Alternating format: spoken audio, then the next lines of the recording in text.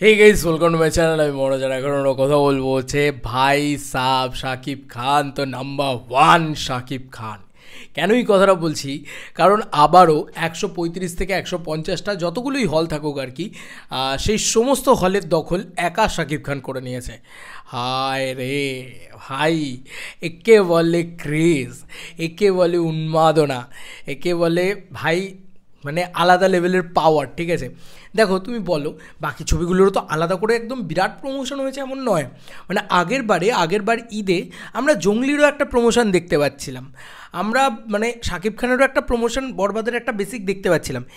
এবার কুরবানি ঈদে কোনো ছবির কোনো প্রমোশন হয়নি। ঠিক আছে, সত্যি কথা হচ্ছে এটা, কোনো ছবির সেরকম ওই টিজার ট্রেলার চলে এলেই তো হয় না, আর কিছু প্রমোশন হতে হয়, সেটা কিচ্ছু হয়নি, এটা মানতেই হবে। কিন্তু ইনসাফ কিন্তু খুব ভালো লাগছে, মানে ইনসাফের টিজারটা আমার খুব ভালো লেগেছে, ভীষণ ভালো লেগেছে সঞ্জয় সমাদ্দার।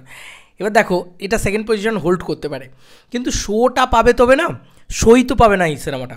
বাকি এই সিনেমাটাই যদি শো না পায়, বাকি 8 থেকে 9টা মানে 9 থেকে 11টা ছবি আসবে, সেই সব ছবিগুলো উড়ে যাবে। শাকিব খানের সামনে কেউ টিকবে না। এবং শাকিব খানের সামনে আসে কেন, তার কারণ হচ্ছে ঈদের ছাড়া অন্য কোনো টাইমে এই সিনেমাগুলো আরোই চলবে না।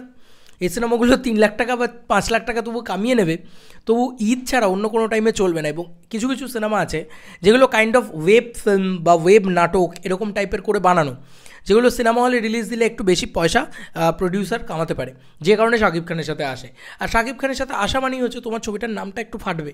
এই যে ইনসাফ, আমরা কি সত্যি এত আলোচনা করতাম ইনসাফ নিয়ে যদি শাকিব খানের সাথে না আসতো, তাণ্ডবের সাথে না আসতো? রায়হান রাফি শাকিব খান এই জুটিটা আসছে মানে এমনিই জেনে রাখো যে 135টা হলের ভিতরে 120টা হল তো তাদের দখলে থাকবেই থাকবে। এবং এবার কিন্তু আলফা আই, চরকি, এই কম্বিনেশনটা আসছে, তো বুঝতেই পারছো যে ওরা কিন্তু মানে কোথাও হল শো কমে যাবে না ওদের। এবং মাল্টিপ্লেক্সেও ওরা মারাত্মক দবদবা থাকবে, কারণ স্টার সিনেপ্লেক্স তো ওদেরকে খুব পছন্দ করে বোধহয়, আগের বেরো তো তাই দেখেছিলাম। তো ওই প্রযোজনা সংস্থার ছবি এটা, এটা মাথায় রেখো। তো আমি বললাম একটা দবদবা তো থাকবে, যে কারণে বাকি ছবিগুলো কিন্তু মাথাচাড়া দিয়ে ওঠার কোনো চান্সই নেই।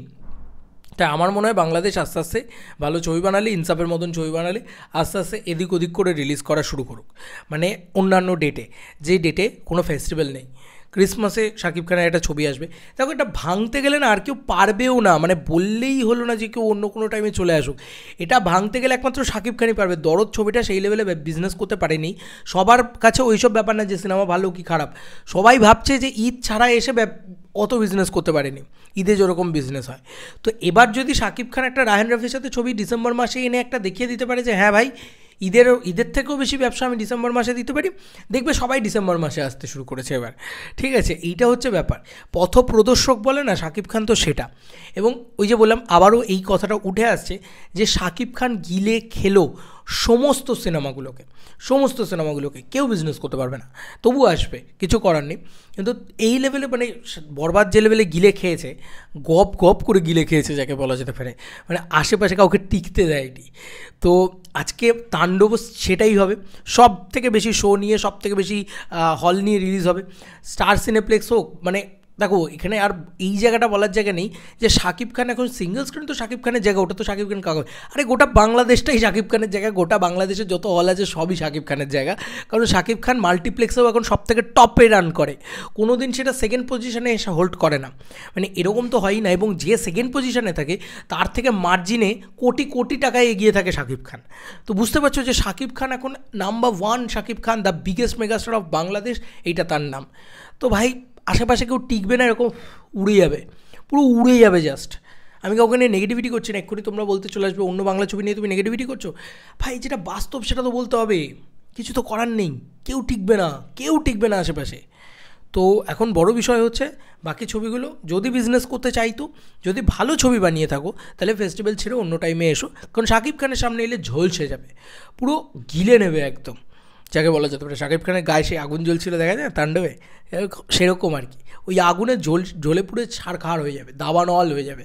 তার মধ্যে রায়ান রাফির সিনেম্যাটিক ইউনিভার্স, ভাই কি হচ্ছে ভাই! তাণ্ডব ভাই যাই হোক, প্রমোশন হোক আর না হোক, তাণ্ডব যে ছবি আছে ইটসেলফ, ওই ছবি দেখতেই লোকে দৌড়াবে। ঠিক আছে, আর বাংলাদেশ তো বলে এবং সাকিবিয়ানরাও বলে শাকিব খানের প্রমোশন লাগে না। তো মানে অ্যাজ লাইক দ্যাট যে হ্যাঁ শাকিব খানের প্রমোশন লাগে না, তাণ্ডব দেখা যাক প্রমোশন ছাড়া 100 কোটি মারতে পারে নাকি।